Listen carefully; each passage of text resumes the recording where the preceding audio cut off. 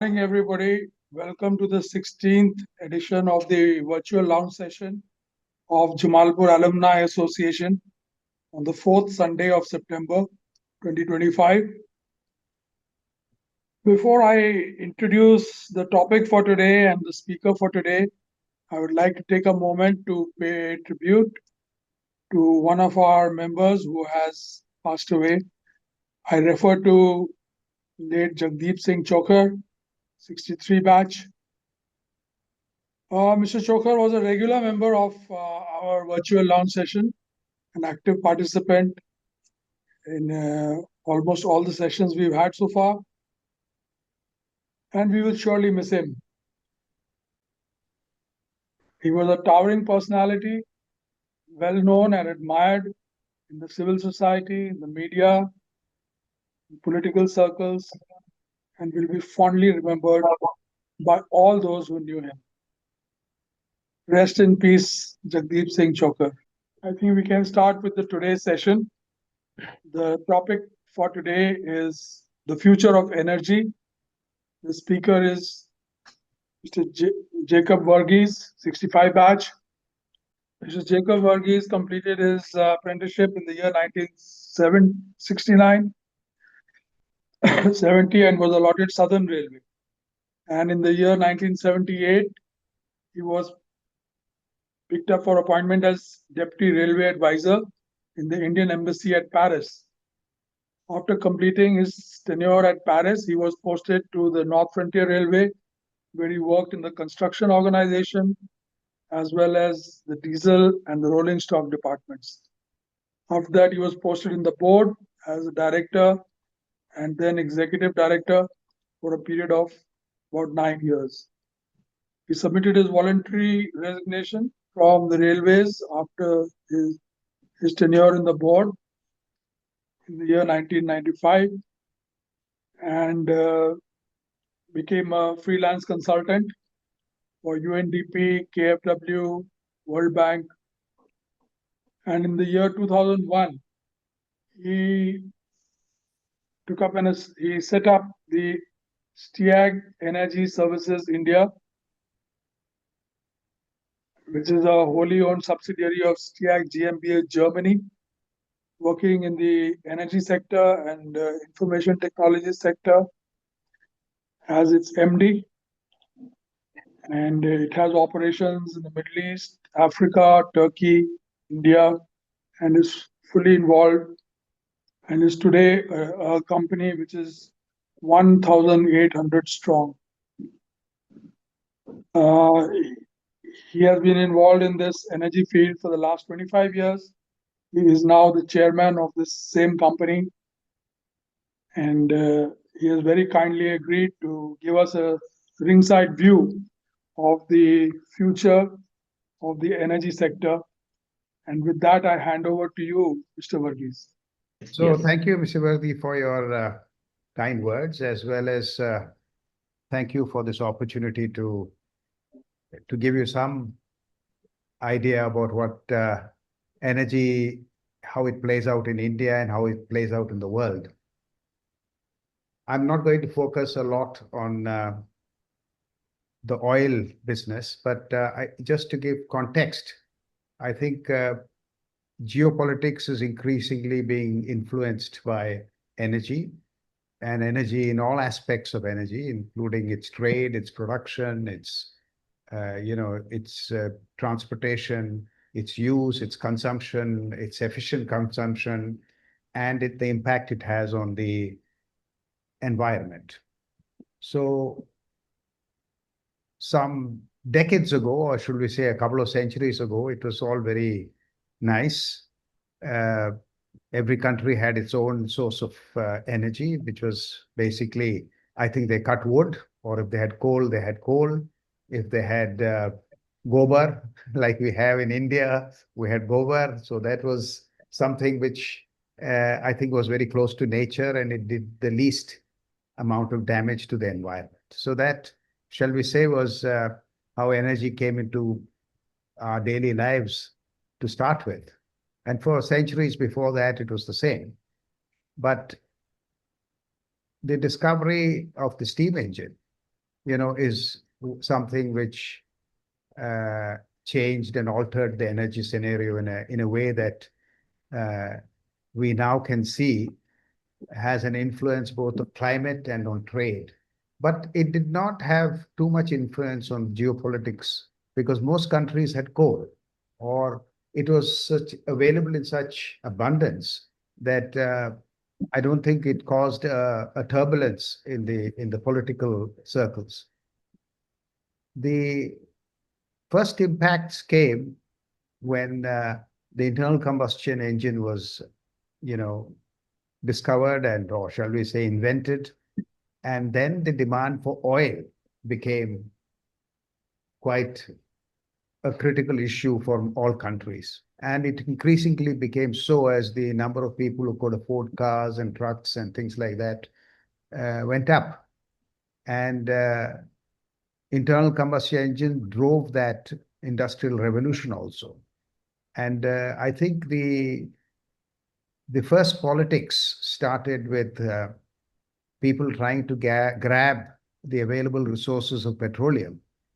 And you might recollect early on in the 60s, America even tried to capture the oil fields of Saudi Arabia and Kuwait.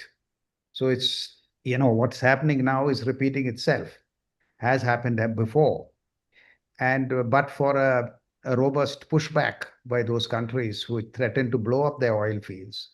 And then America blinked at that time. So thank God that happened, because otherwise there would have been real violence. After that, oil ruled a lot of the progress of most nations until, we came to the next stage, which is the gas revolution.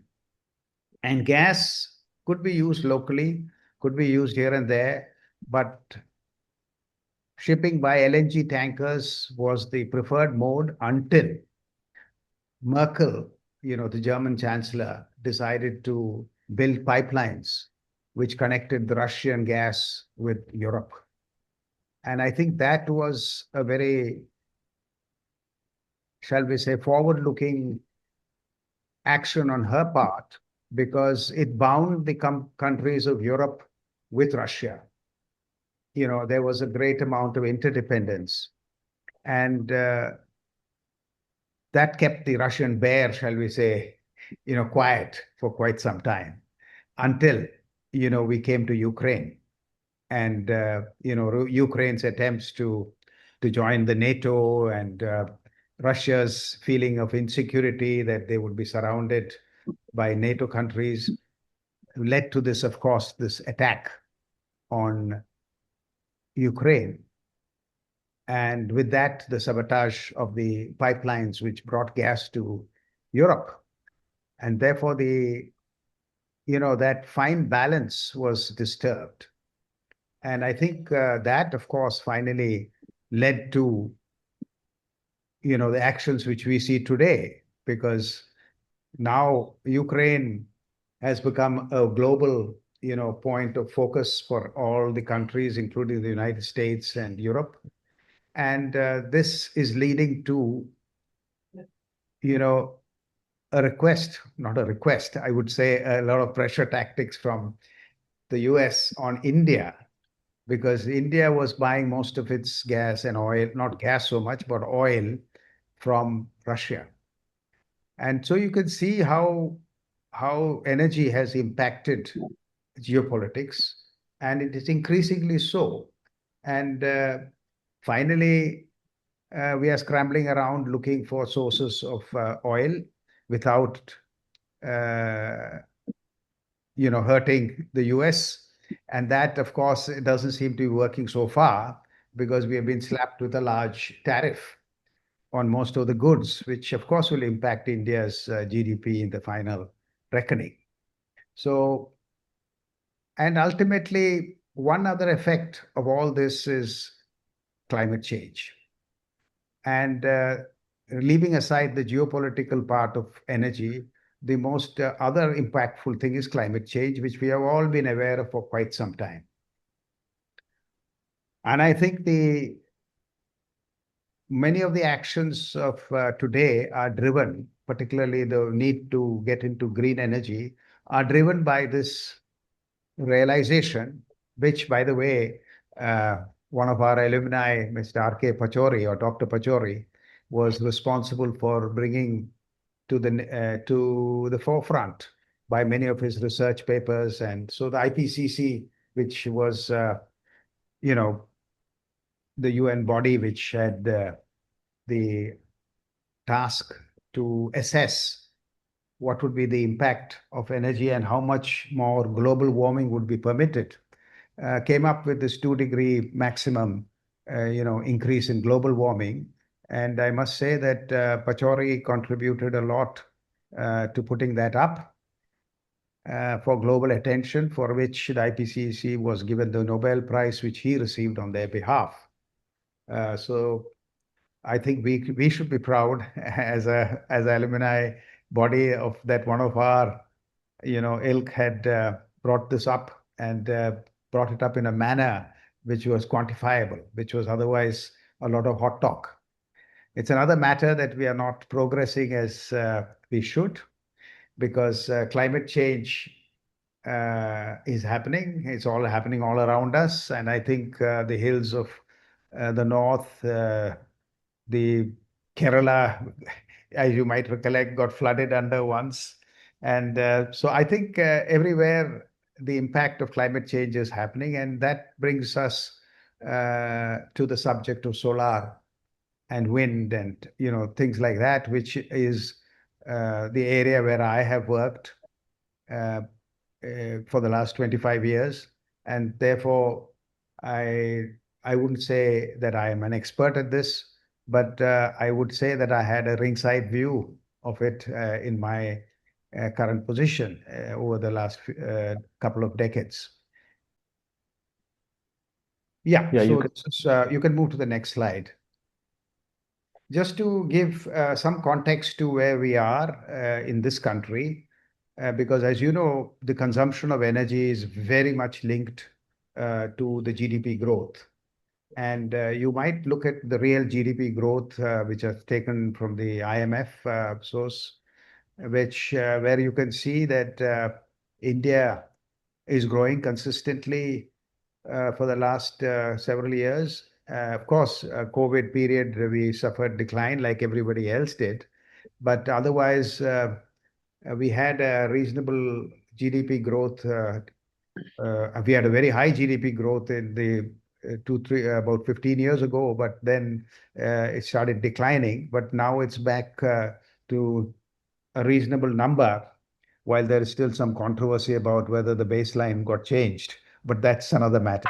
But let's say that we have a consistently high growth compared to even China and many of the advanced economies. Of course, they have much lower, historically much lower growth. But even the emerging and developing countries have the kind of growth which you see on the screen. And so we are in a situation where you can expect the energy demand to grow substantially in the next years. And therefore, we must look at the mix of our energy, because for a long time, coal was the predominant source of electricity for us. Yeah, this is a little picture of where we stand today as late as July 31st, where the capacity, in installed capacity in gigawatts is indicated, total is 490. And as you can see, we have 223 in coal, and oil and gas is very low because there's no gas. Nuclear is also quite low. Hydro is quite high compared to the small hydros and the others, and renewables are at 187. So you can see the installed capacity in the pie chart, which is also there. As you can see that solar still constitutes about 25%, 24 plus percent maybe, and wind is about 10%. But that's installed capacity. But as you know, efficiencies of these wind and solar are far less than in coal. And therefore, the next slide will show you a little bit of what is the installed capacity of, no, just 1 minute. Just go to the previous one. Yeah, what is the installed capacity of small hydro, which is considered as renewable? And in India, large hydro is also renewable, but in India, we classify small hydro only as renewable. So solar power obviously dominates. There's almost 120 gigawatts of solar power, which is quite an amazing transformation of the scene. And we have about 188 total. So go to the next slide, please. But notwithstanding this high installed capacity, as you can see here, almost 69% of the the electricity generated is from coal, and solar hardly contributes 8%. Wind contributes about 7%. Biopower and all which we talk about is insignificant. Small hydro is insignificant. Oil and gas is small. Nuclear is 3%. So we can see that coal still dominates the energy scene or the electricity scene, at least in India. I'm leaving aside the oil part, as I said earlier, because I don't have enough knowledge about it. But that is obviously growing. Can we go to the next slide, please? Yeah. And in the renewable energy generation share, as you can see here, it is the total generation is given there, and then you have the generation from RE, and the RE generation share is quite low.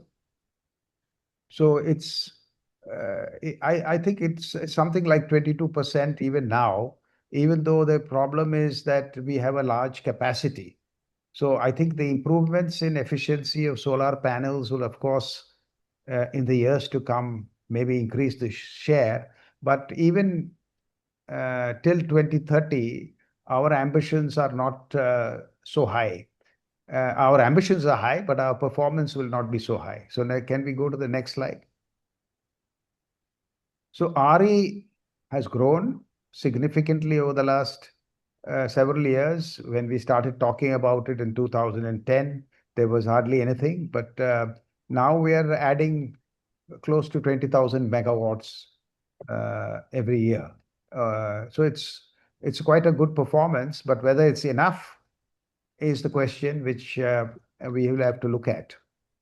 Yeah, let's go to the next slide. Yeah, so cumulative solar capacity, as you can see, is gone very high to 120,000, and year-wise addition, which is there. We had slowed down quite a bit, but then now in the recent couple of years, it's significantly higher, though nowhere near the potential we have. And can we go to the next? Yeah, the wind capacity, we have a huge, I think 6,500 or 800 kilometer coastline, which is possible to utilize for wind. Large areas have this potential, but wind compared to solar is more expensive to install and requires a lot more procedural issues to be approved by various state governments and by environmentalists and things like that. And of course, as you know, most of the wind power installations, which I think are now going up to 4 megawatt size turbines, are quite common, are happening offshore, not on the land, in order to avoid the noise pollution and the problems which are related to acquiring land. So, but in India, we still haven't got there on that. Maybe the places where we have a large potential are also subject to a lot of cyclonic weather. And I think therefore there is a concern about that. And it, of course, requires a lot of investment. Yeah. Next one. So there is a plan where they say that up to 2030, we will have 51% of the total installed capacity. This is not generation. The generation might still remain the same in terms of proportion.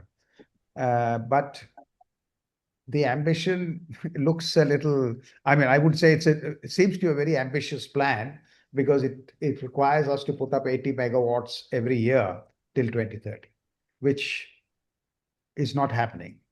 We have hardly 20,000 of solar, and some years we are managing 15,000 of wind. But to achieve, so we are really achieving only half of what we have planned.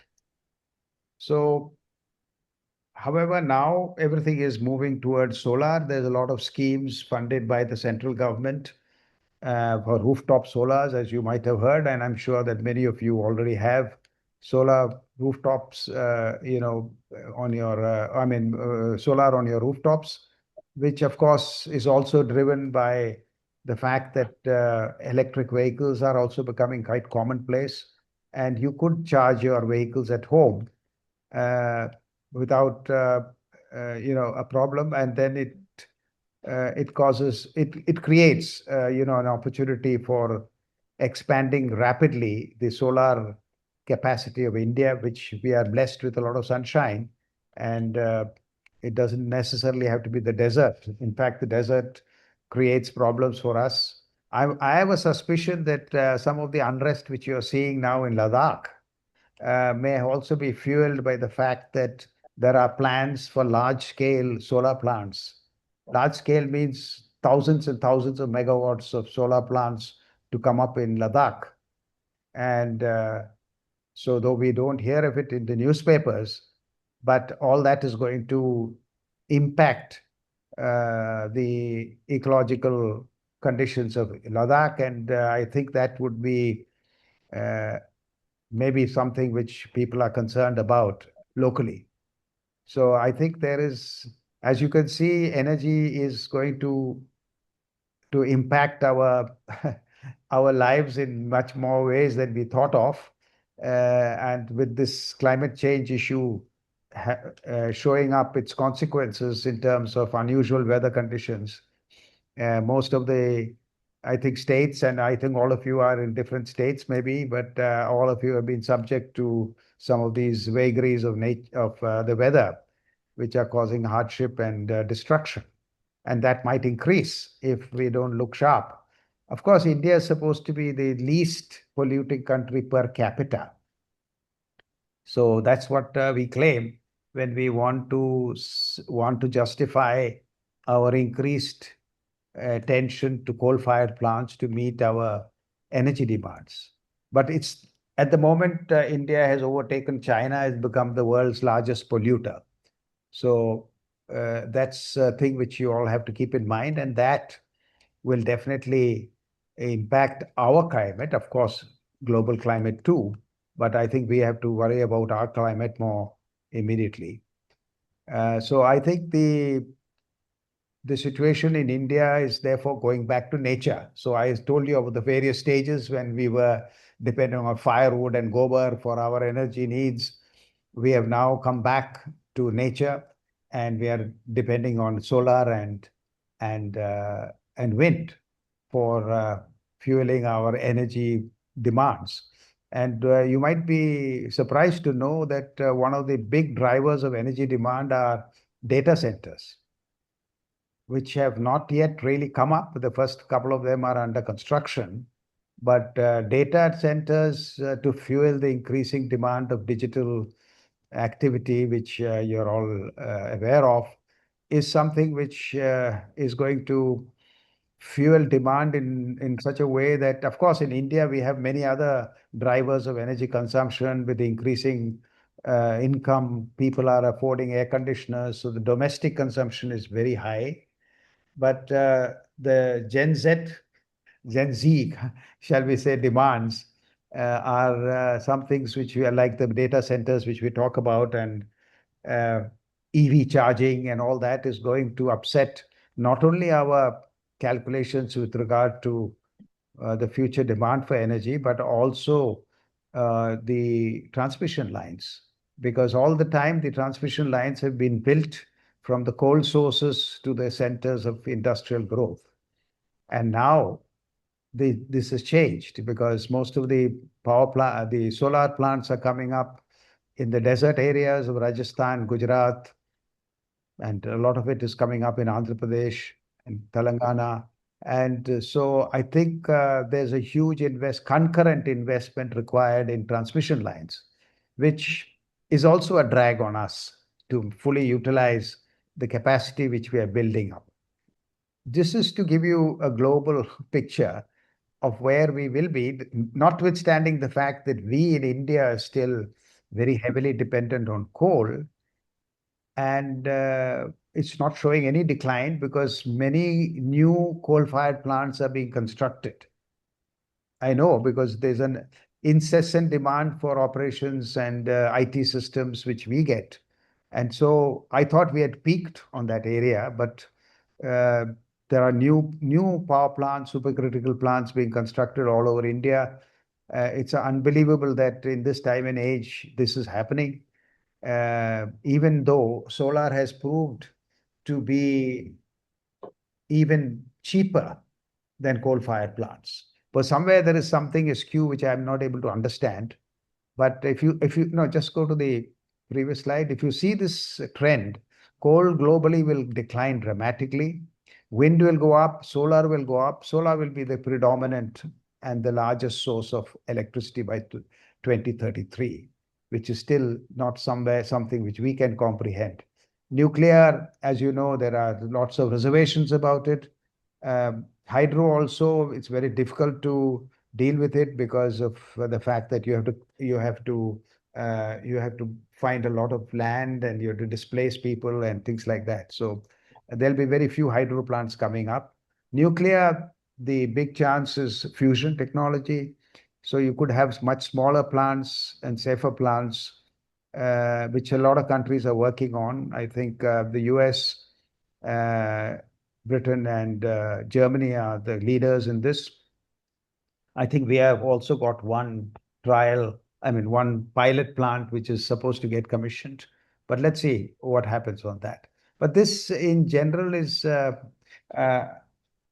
I think we are at 11:40, so I'm not going to extend much more, just two or three slides more to let you know about the new sources which are just beginning to come up.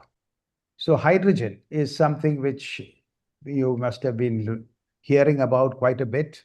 India has got the world's largest target. I wouldn't say that we have the world's largest production, but 5 million tons are supposed to be produced by 2030. We have had, I mean, we are talking of green hydrogen because it makes no sense to make hydrogen out of, electricity produced from coal-fired plants because that's not serving the purpose, though that is required too. But we have the first small pilot plants commissioned, 1 megawatt size. One is in Ladakh. We were the engineers for that.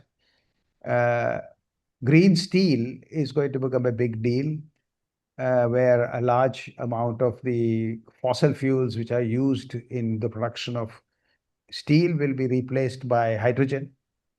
And India is setting up its own manufacturing capacity, which will go up to about 25 gigawatts. So that's what it looks like. Its uses are many. It's not that hydrogen is an unfamiliar, fuel for us. It's used in plenty today, but it's all coming from what they call, green, not green hydrogen, it's brown. So because it takes, electricity from somewhere to break up water and then use the hydrogen, which is not the right thing to do from a climate change point of view. But nonetheless, we are, shall we say, one of the early movers on this area. Kerala and two other states have already prepared their hydrogen valley plans. We did the one for Kerala, and they are receiving a lot of support from the government of India. So hydrogen is something which will be increasingly used. We know that we are experimenting with a locomotive using hydrogen. I'm not sure where it stands now. but we also have hydrogen being used in cars or trucks and buses and things like that. So buses are already running here and there. I think there's a lot running in somewhere near the IOCL refinery in Panipat. They've been running for years. But again, that's not produced from green. So one of the problems of hydrogen, as you know, is transportation. And therefore, they are looking at green ammonia projects because then you can transport hydrogen in the form of ammonia by ships. And the transportation of hydrogen by pipelines, though it is got its own problems, but it's being done. And there's already mix of up to 5 or 10% hydrogen in the existing gas pipelines is not a problem. And you can use up to 50% hydrogen even with existing not in existing combined cycle plants, which are gas turbines, which are being used. And we are running 2 or 3 of them in the refineries.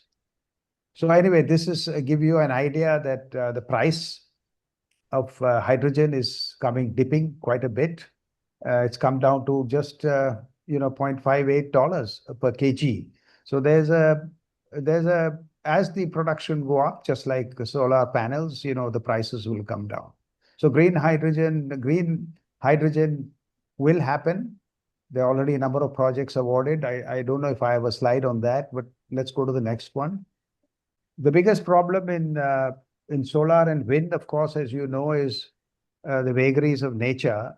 So sunlight is there only in the day, and therefore there's nothing in the night. Wind, we don't know how it blows. There are patterns, and the patterns don't allow you to have the full capacity of the wind turbines throughout the year. So therefore, the wind and the solar energy has to be stored. And one of the things which the government of India has propagated is the use of pump storage. That means you pump up water into storages, reservoirs where during the period in the day or when the maximum wind is available, and then you can send it through a normal hydro generator, and you can get. So there's a big plan, and there's a lot of capacity addition planned in that. And the next one is next slide, please. Is the battery storage, which also is a big program. We have some 205 megawatts commissioned. And I think there's a lot which is on the pipeline, because without storage, all the solar and wind can never become the predominant energy, because if it's intermittent, you can't deal with it. With your digital requirements and with everything else. So I think that maybe brings me to the end of my presentation, just to give you an overview. Of course, I'm free. I'm able to take some questions if there is time. Thank you. Thank you very much, sir. I'm sure there will be questions. Okay. Solar will generate only during the day. So we have installed capacity of 180 megawatts as against, and I think if I remember correctly, 220 or 420 megawatts of coal.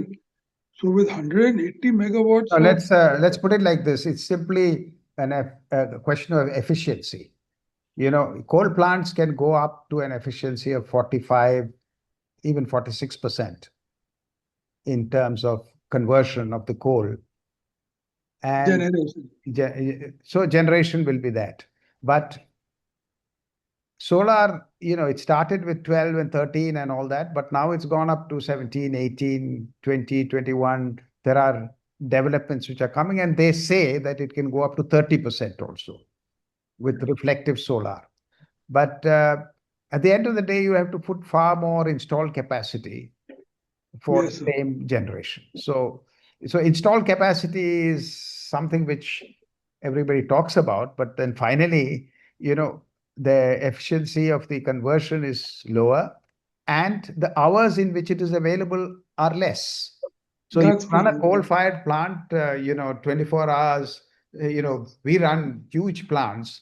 2,400 megawatts we run in one location. We run another 1,000 megawatts somewhere.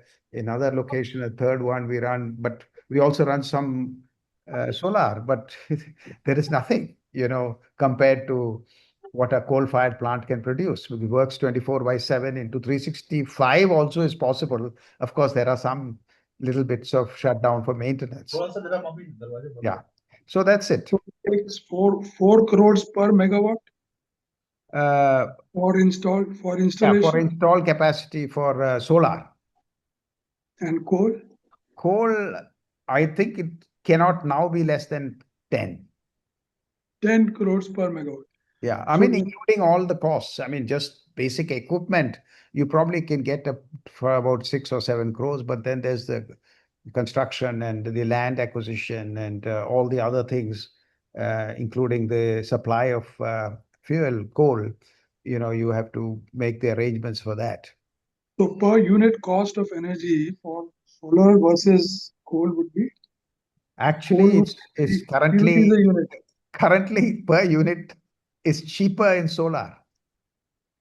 It's cheaper in solar. Okay. And it was not so because the capital cost of solar panels was very high before. But thanks to the Chinese who would work very hard to feed the rest of the world with panels, the prices are come down dramatically. They've become half of what they were 10 years ago. Jacob, this is about hydrogen. So there's a statement that hydrogen is the fuel of the future. And today you Well, have yeah, today you have diesel and electric vehicles, diesel and petrol vehicles switching over to EVs, electric vehicles. yes. And it is expected that tomorrow all vehicles will switch over to hydrogen. What are your comments? No, I don't think that will happen. Why You know, not? Why not? No, I don't think it'll happen in the foreseeable future. And Yeah. EVs will be there. So I think it's now about 20% of the cars sold in many of the metropolitan cities are EVs. Okay. But to switch over completely will require huge production of electricity, which we don't have. Okay. So the constraint will be the non-availability of power. And Okay. it is no point in running EVs from a climate change point of view, running an EV with power generated from coal, because that has a very significant impact on the global warming scenario. So I'll give you another statement. yeah, With this National Green Hydrogen Mission coming yeah, up, yeah. and if we do achieve production of 5 million tons of green hydrogen per year by 2030, and it is said that today our import bill for fossil fuels is around $150 billion per year. And it is expected that once we are able to achieve our targets of green hydrogen, we may be exporting energy worth $300 billion per year. Any comments on that? Yeah, the only comment I have is we have all these very ambitious targets. And Yeah. I'm good to have these ambitious targets, but you have to really come down to to brass tacks. As I gave you one example, we need to put up 80 gigawatts of Yeah. solar and wind in the Mm. next 5 years. And Mhm. that's not what is being achieved in each year now. So then 80 gigawatts in next 5 years is not achievable. no, 80 gigawatts per year. No, 50 gigawatts per year, so they say they are certainly going to achieve. Yeah. So then Our, I think there's our a slight target was gap. There's that gap between 80 and 50. our target was 500 gigawatts by 2030, Yes, and yes. we have already achieved, I think, 250 gigawatts today. 220, yeah. Oh, yeah, go ahead. Yeah. So 250 to 500 between 2025 to 2030 doesn't appear to be unachievable. No. I mean, I wish it would be achievable, but I'm just telling you, we have to be realistic about what has Okay. been achieved even last year and what is in the trend in this year. So Mhm. by the time we finish this year, then there are 4 years left. So it's all right. Right. I mean, I'd be very happy if something like that is achieved. But, finally, I think your question was going back to hydrogen. And Yes. unless you're producing the hydrogen from renewable sources, Yes. No, so I'm talking about green hydrogen only. yeah, green hydrogen. So So green that is, hydrogen is from renewables. Yeah. unless it comes from renewables, uh, Yes. it is not making sense from a climate point of view, No, because I'm talking about renewables. Yeah. so that is so yeah. So it'll be good if we are able to achieve that. It's good to have these very lofty targets, but since I'm there in the business, I can see where it's going. It won't Mhm. achieve that, but if we achieve 60% of that or 70% of that, it's still a Mhm. great achievement.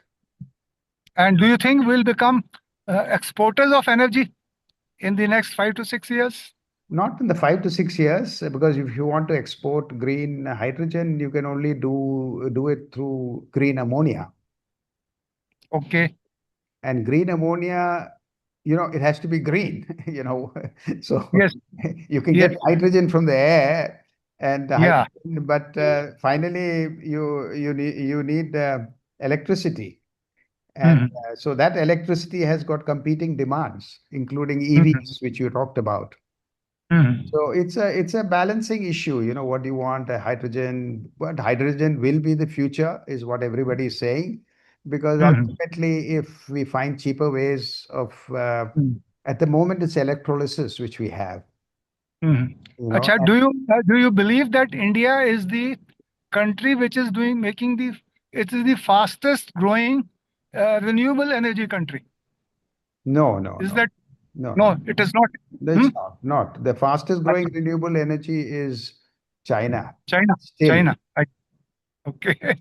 But after that, yes. But I'm a little, skeptical of all this hyperbole, because we are a huge country.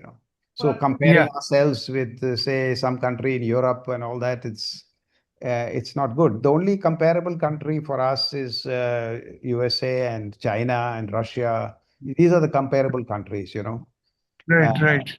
in land size and people's demand and all that. So Australia Right. is there, Canada is there, but they don't have the same. Yeah, yeah. What is the future of batteries? The future of batteries, of course, batteries are a very important, cog in the whole story, because of the fact that you need to store this variable energy. And batteries are expensive. But now there's a lot of research which is going on batteries which don't have to use exotic metals. And so I think batteries will become substantially cheaper and will become an important storage. Our company, the German parent of our company is the one who set up the first ones in Europe, a 90 megawatt battery storage. But that was used only for frequency control. But now it is used for, just storing electricity for the sake of supply. I think we have a great advantage, because a lot of work is going on in India on finding cheaper materials for batteries and cheaper processes also. In fact, our company has also funded a joint research with a local university to create materials which are going to replace the more exotic materials, of which, as you know, China has a predominant supply position. They cornered all this many years ago from all countries in the world through ironclad contracts. So we have also discovered in India a sizable reserve of many of the materials which we need. But I think all that will be overtaken by the research which is currently on, which will produce substantially cheaper materials for batteries. So, one question more before I sign off. A futuristic type of question. Yeah. What happens if we put solar panels in space? Then you get 24 hours electricity beamed down. Where does that stand? Or is it possible at all? Yeah.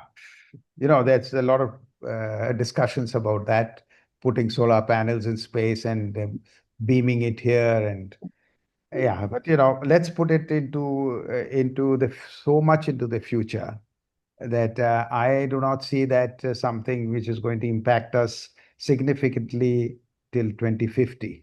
Rahul Saxena has a question, sir. Sure.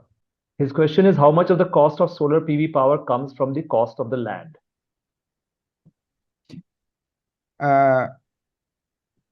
It's not possible to give an answer because the land costs are quite considerably different in different places.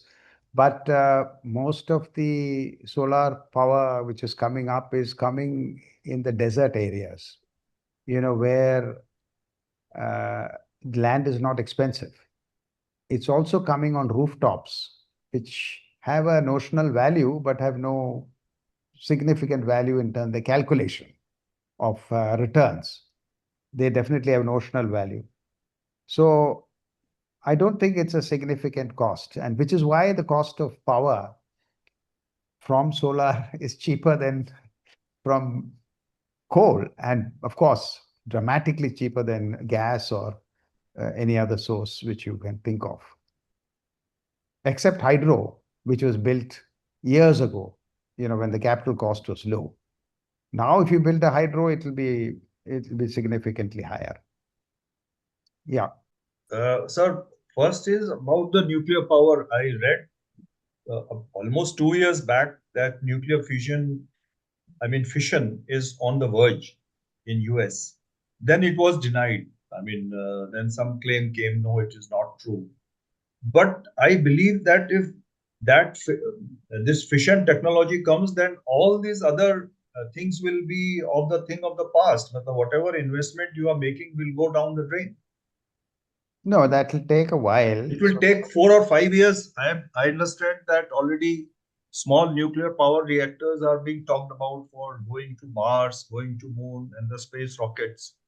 So if the fission is possible, Fission or then it's fusion? clean also, and it solves. It gives you all the energy that you require many times over without going in these expensive ways of solar and this. What are your views on that? My second question is connected with hydrogen only, with Mr. Suri was asking that we have made plans of building so much of green hydrogen with export also. Making green hydrogen in the country for export. What is the use in the country for this? First of all, are we thinking of using? Do we have so much of uses for this green hydrogen in the country? Of course, green hydrogen is mitigating. But why are we thinking of export first and not talking about the country uses? And this I don't understand. Like vehicles and everything. There are so many other alternative uses. Have they been taken into account? I don't know the economics. So you economics of the hydrogen. you put your finger on the economics. It's the economics because at the moment green hydrogen has a high price because nobody will buy anything other than green in Europe or in America or wherever, and we can produce it here and we can concurrently use it for our purposes. If we make more money by selling it, to somebody else, that's good because we can finance a lot of our installations which have to come up in the future. So it's a question of we produce. We have requirements for trucks. We have requirements for everything else in India. But we still export grain, we export trucks, we export because we get a better return when we export.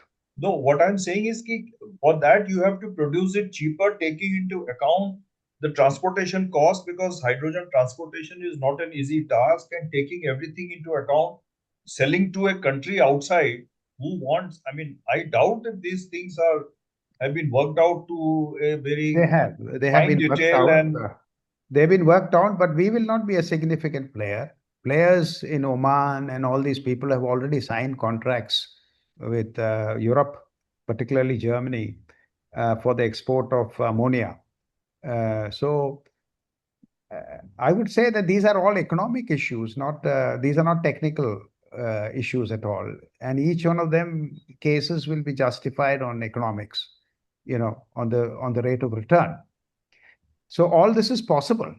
We wish that India could play its role, which is forever, we always remain a country with potential.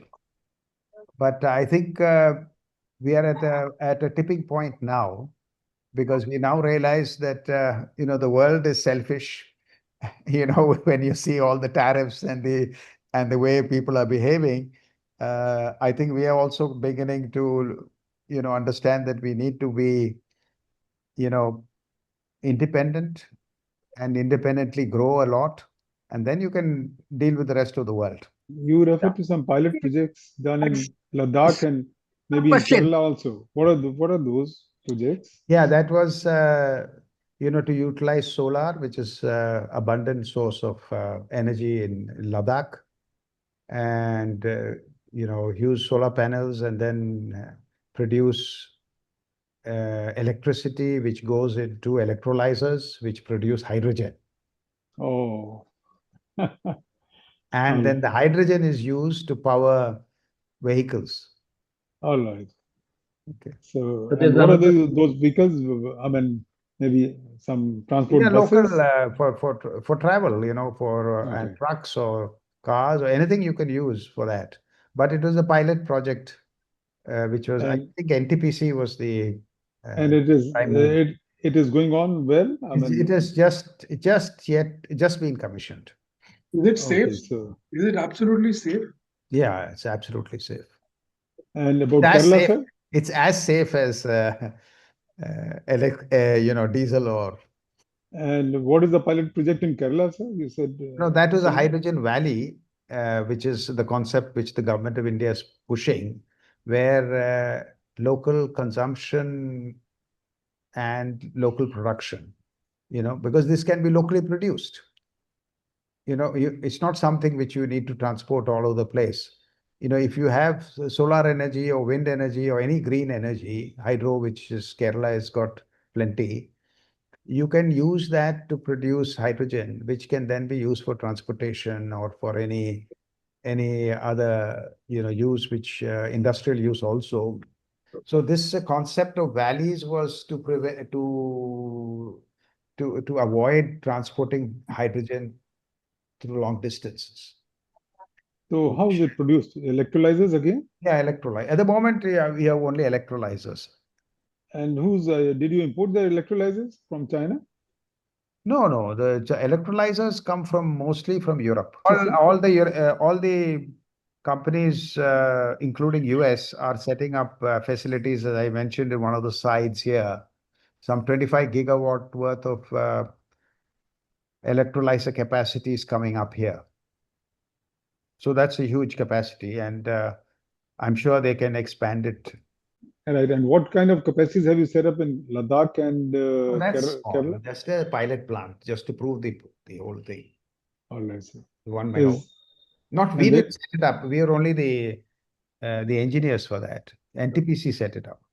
and the hydrogen valley in Kerala, sir? Where is it, the project? No, What stage? it's just a concept at the moment. Okay. I only wanted to ask Verghese, what happened to this carbon capture and storage, which was supposed to be the solution to the climate change?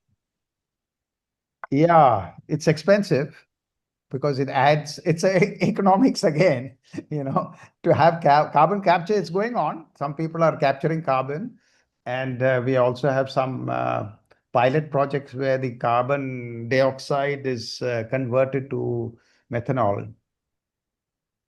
So that NTPC has already done a pilot. So that would be a good thing if you can burn coal, capture the carbon, I mean CO2, and then use it to create methanol, and then you can use that, for anything else you want.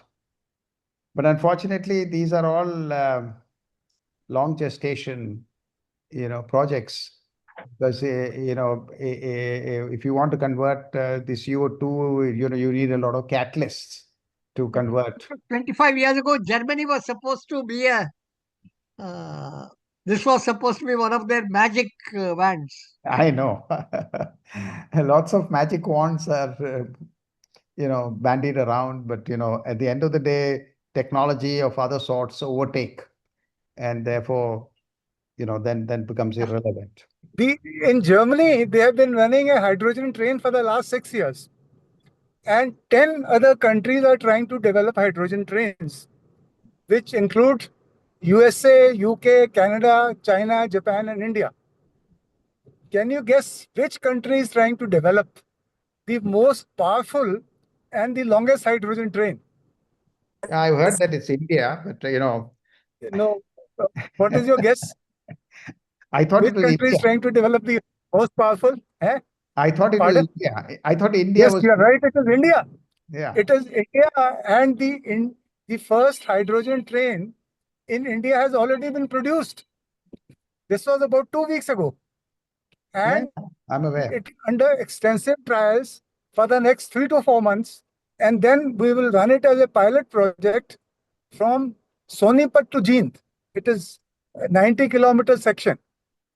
So, most of the areas of advancement, India usually lags behind the Western countries by a few years. But if this pilot project is a success, then we may be leading the world. This is the comment I wanted to make. One pending question from Mr. Ramanath about is there a plan to have flexible tariffs lower during the day when solar power is available and higher during peak time? Yeah, I think it's already there Hmm. in some places, not everywhere. And this will become the norm, like it is abroad, as you know. At the moment, we don't have that much spare capacity in terms to introduce this flexibility. So, but as soon as that happens, flexible, to encourage people to use electricity during the periods of least demand will become, and all this will become much simpler in the years to come, because a lot of it, the digital, control over this is easy. So you can set your, washing machine to run from 1 a.m. to 2 a.m. or something when the electricity is little lower in price. You can make your battery, because you can have home batteries, and you can make your batteries, pool it with others, and that becomes a source of electricity. So if your batteries are charged, you can, as it is, they can all be feeding into the grid already. So you can, if you have an aggregator who takes all the batteries which are in all the homes, it'll be several thousand megawatts. They can be a significant player who can sell their electricity to the grid in a manner in which they would get benefit more than they get now. Today, if you buy electricity, you probably pay 9 rupees or something at peak, load. But when you feed into the grid, you get hardly 2 rupees or 3 rupees. Now you can become if the concept of batteries in households, which is currently not the status, we have inverters which are just, providing us with some backup during power cuts. But if you have a large size battery at home, you become independent, because you have your solar powers on the roof, and then you become independent, and you can sell your electricity to the grid at a much higher price, as long as you get a lot of people together. And that aggregator concept is already functional in Europe. It is not yet happened here. Sir, one last question, sir. Is the gap over the years between the installed solar capacity and the actual capacity in production? Generation. I mean, the gap between generation and, installed capacity between cup and the lip, has it been coming down over the years? I mean, is there really an answer? Have we come to to have the problem solved? I mean, essentially, you're asking, are the panels getting more efficient? Yeah, or the grid, or the connectivity, or the Everything is improving. Everything is improving. So from 12%, as I mentioned, we are going up to 30%, which is something which we have, will significantly affect the price of electricity. And that is already evident, that you have quotations in the latest round of quotations, you have electricity being sold at 3 rupees from solar, or even less than 3 rupees. There have been many, but now I think it's back to around 3 rupees. I think if we can conclude, I think it's been a fascinating overview of the energy sector. Thank you very much, Mr. Verghese, for sharing giving us a ringside view on Lounge Session. We're very grateful to you. And, Yeah, I will only say that anybody who has further questions, welcome to send them to me. I will try to answer them as best as I can. Thank you. Grateful, Thank you sir. so Thank you very sir. much, sir. Very Thank kind of you. Thank you, everybody. Thank you. Thank you, sir. Bye-bye. Thank you, everybody. Thank you, everybody who has participated.